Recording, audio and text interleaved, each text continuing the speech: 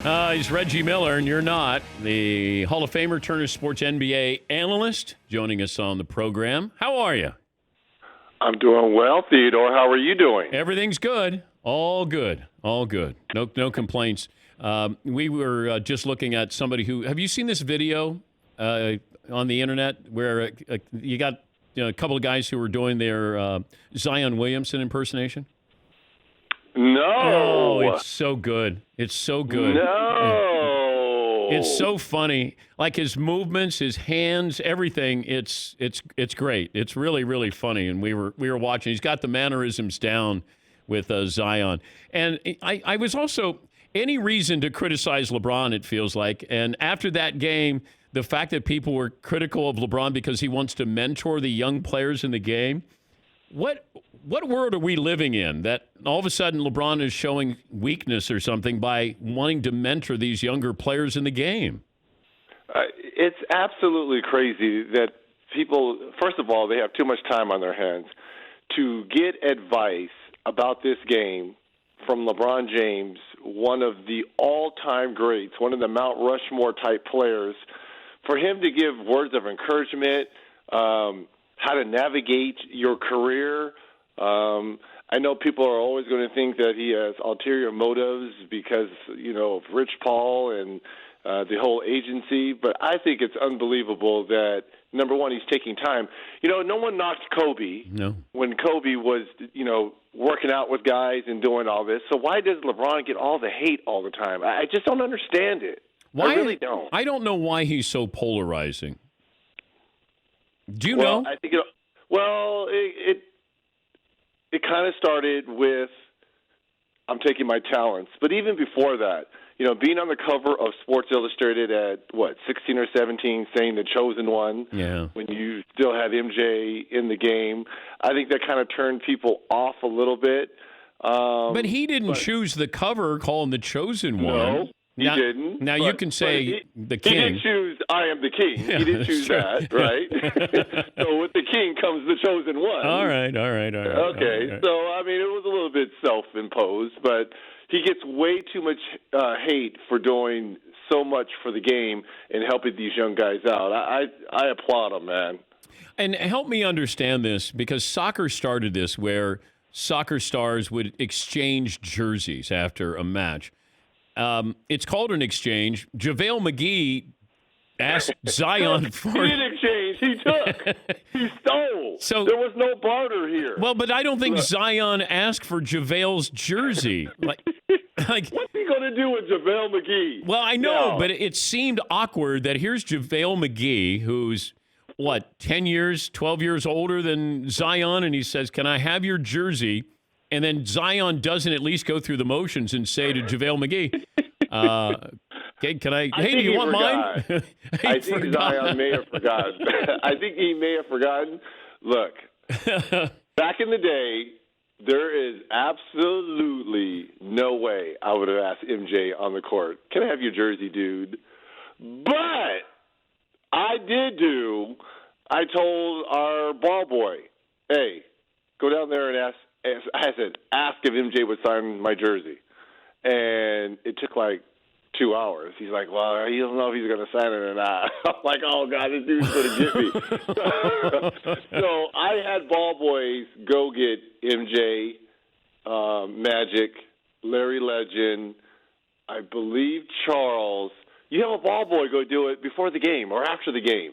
I don't know if I could do it at center court and buddy up and, hey, not after trying to, take you out the air, because I don't know what's going to transpire during the game. So I don't know if I really want your jersey anyways. So that's why you would try to do it before a game. Jordan made you wait on purpose, right? Of course he did. You know he did. Now, did Jordan ever ask for one of your jerseys? No! Looking out. Do you think Jordan just has Jordan's jerseys on his wall? I think he may have Larry Legend and Magic. I think those may be the only two jerseys that MJ might have, is those two. He doesn't have Isaiah. Bad blood between the bad boys. Is there still bad blood there? I think so. Gosh. But wasn't that great basketball? Yeah, but that's 30 years ago. Yeah, but you don't let go. I don't let go.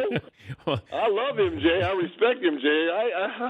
It's hard to let go, man. It's hard to let go. Yeah, I just don't. Man, asking for a jersey is. Yeah. Well, hold on. Ask for a jersey, that's okay, but you got to get something back in return. JaVale, you got it. I mean, Zion was like, hey, you want my jersey? Okay. He didn't even, look at him like, what am I going to do with JaVale McGee? Now, if that was Pam or Paula McGee, Whoa. you'd be like, okay, well, what? Oh, boy. Hey, did you notice people picking up on the LeBron MVP bandwagon? That didn't take long after we talked about that. It's funny because I got into a back and forth with one of our production guys, because he texted me and was like, are people watching NBA basketball? Giannis should be unanimous MVP. I'm like, what? No, absolutely. He'll win. Again, Giannis will and should win the MVP. Let's state that for the record. But I think it's going to be closer than people think because what LeBron is doing, number one in his 17th year, leads the league in triple-doubles. And people say, well, triple-doubles don't mean anything this year. I was like, in his 17th year, he's leading the league in triple-doubles. And his team has the second-best record, and they're playing in the better conference, in my opinion. That's why I think it's going to be closer than people think. And to your point, and you mentioned this last week, the sentimental vote as well. Because he has 4 MVPs, you could make a case he could have 5 or 6, right? Just like MJ should have won it every year. You could make a case LeBron should have 5 or 6. I think a lot of people are going to vote. And we see the Lakers on national TV twice a week. We never see Milwaukee, right? Yeah. So I think those are all factors in where I think it's going to be a closer vote. I still think Giannis wins the MVP, but it's going to be closer than people think. Hall of Famer Reggie Miller joining us. What game do you have this week? Toronto at Golden State. Hopefully Steph is back playing. He was supposed to play Sunday. He didn't. So possibly he plays Thursday? Thursday for us, yes. Would you have him play if you're Golden State? Absolutely. Okay. Yes. Not if you're Golden State. If I'm Steph and I'm healthy, I want to play. Has nothing to do with Golden State. I know there are precautions and all that, but if I'm healthy and I can play, as a player, I want to play. What do you make of Kevin Durant saying he hasn't ruled out in the 2020 Olympics playing? He hasn't played this year with the Nets. I think it would be a good test experiment for him to see, though, because I think he's going to be ready to go by May, maybe June. Can the Nets tell him no? I'm sure they well, hey, they're writing the checks. I'm sure they could. But look, we know KD's going to do what he wants to do, right? Yeah, but I don't want him playing right now. It's like I didn't want him to try to come back this year. No, he shouldn't come back this year. No. Yeah. Not right now. They're currently, I believe, in the 7th spot. So, you're looking at Toronto, possibly Boston in that first round right now. I think they're tied for 2-3. No, I wouldn't come back. And Kyrie has no. Don't come back this year. But Olympics are when, in August? Yeah. You're twiddling your thumbs and all you're doing is working out and playing and scrimmaging, 3-on-3, 5-on-5. I know. I don't know. Just get a little nervous with an injury like that, trying to come back and test yourself. I'd rather. You could be coming down a flight of stairs and do the same thing on an Achilles. You can. So we can't. Hey, take off the kid gloves. 76ers and the Lakers, what could have been the fact that the artist formerly known as the 76ers. So, yeah, right? Yeah. Well, again, how long do we know Ben Simmons and Joel Embiid out, right? We don't. And, I just think the whole Ben Simmons back injury caught a lot of people by surprise. And I think I even said to you, I think he got hurt in the All-Star game. All-Star game. Yeah. Yeah. And I don't know the severity of that. And then you got Embiid, who already had a bad back, and now he's out with another injury. But I don't know. It feels like the 76ers are either going to shock us or they're going to flame out quickly, and then all of a sudden there's going to be decisions that need to be made in Philadelphia. Well, here's the bad thing for the Sixers. They are a terrible road team. Yeah. and currently they're in the 6th spot. So you're going to have to start on the road. How does that happen, though? A team that good at home is that bad on the road? And with those type of players, to me, arguably one of the best starting fives. So it's a little head-scratching. You've got one of, if not the premier post player in Embiid and a 6'10" point guard. So for them to have only won 9-10 games on the road is a little bit shocking. So you would have to start on the road, come to playoffs, and they've been atrocious. So, but then again, it's the East. So if you're Philadelphia, right now that 3rd spot is Boston, and Boston is balling. So it's Boston, Toronto, they're flipping back and forth. Maybe they're saying they're not scared of Toronto, but Toronto, I'm telling people, wake up, championship experience. All right. I can always say, hey, Reg told me first there. That's right. I saw where Trevor Ariza was not going to fall for the nutmeg by Trae Young and gave him a forearm shiver. I loved it from Trevor Ariza's point of view. It's like, no, young guy. That I'm not here for your amusement. And I love it. I'm wondering what took so long for someone to do this. Because he's been embarrassing a lot of guys. Now, normally you get big guys on that, right? When they, hedge out or strong show on those high screen and rolls. But to do it to a wing player, and a wing player of Trevor Ariza's stature, a guy that's, 10-plus years in the league, he's a champion, won with the Lakers, he ain't falling for that, and nor is he going for that. I like it. Just like, here's the thing, I know everyone's talking about Giannis and James Harden, the back and forth. Man, where's my popcorn? I want more of this. This is what the NBA needs. Yeah, but I like the jawing back and forth, criticizing each other's games. 2 former MVPs going at one another. Yes, thank you. I'm here for that. Yeah, but it started out entertaining, and then all of a sudden the Greek Freak says, personal. hey, I'm just going to go home and spend time with my family, get a good night's sleep, and be with my child. Like, that's not the trash talking that we want. We needed a little more than that, Reg, because it started out by saying, I didn't draft James Harden because I wanted guys who were going to pass the ball.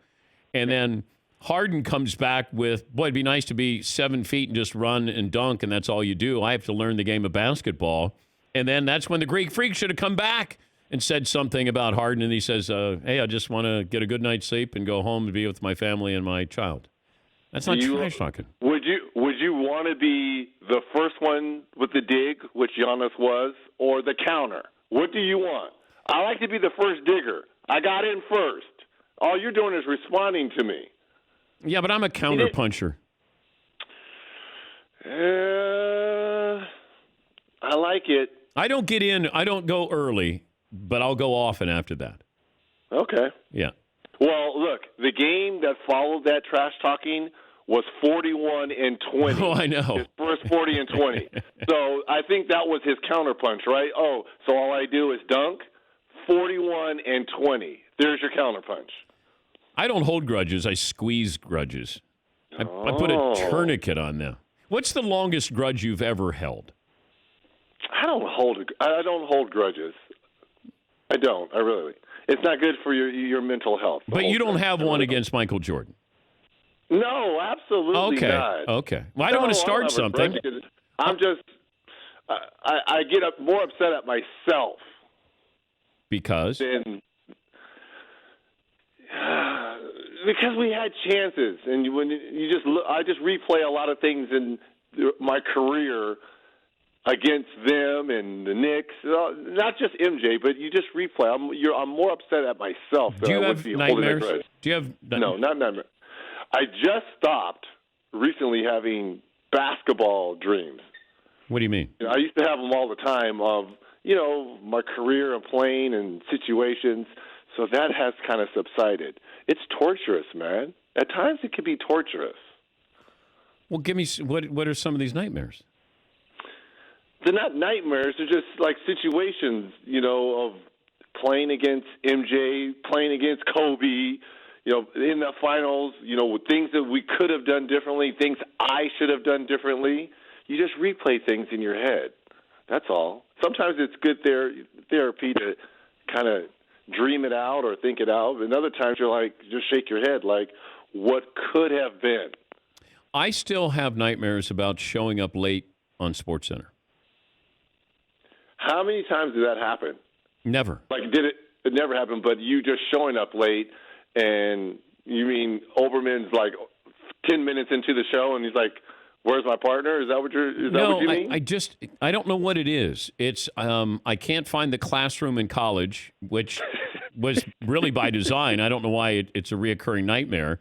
But getting to SportsCenter or not being able to write the show in time to get on the air, that has stayed with me, and I haven't done SportsCenter in 14 or 15 years.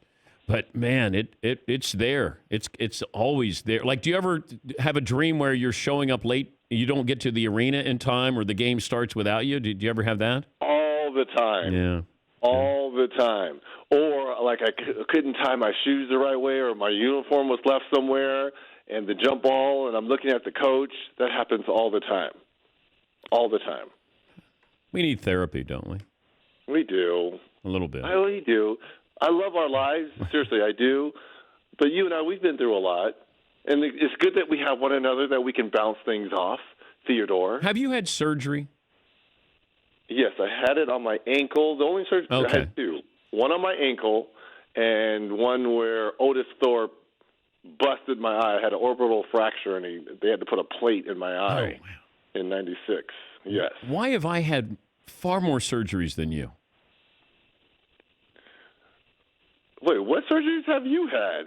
And for what? I've had 5 knee surgeries, and then I had another one for a replacement knee. When you're a jumper, and first of all, I was never in a defensive stance where my knees would go bad. Neither were you, so I don't know where you're getting all this you could have from. stopped it. I've never been in a defensive stance, Reg. Hey. Okay, 18 years. so my left knee, I've had 6 knee operations. I had my shoulder redone, had hand surgery, eye surgery, broke some bones there. Like, if you play hard, I'm the Matthew Dellavedova, I think. Stop it. And that's what happens. I play hard. Stop it. No. No. No. These are like skateboarding injuries that you ride your bike or something. No. These are old skateboard injuries that you were probably going through. I know. So Thursday night, you're somehow going to make some magic. You're going to request from the Warriors and Steve Kerr that Steph Curry play. Please, Steph, play. Just 20 minutes. 20 minutes. That's all we're asking. Yeah. And why don't you have Klay Thompson sit in with you during the broadcast? That would be awesome if Klay, come on down. Kevin Harlan and I would love to have you. Great to talk to you again, Reg. Safe travels, and we'll talk to you again next week. Theodore and my Danettes, the best in the biz. Or something like that. Thank you, Reg. That's Reggie Aloysius Miller Jr. III.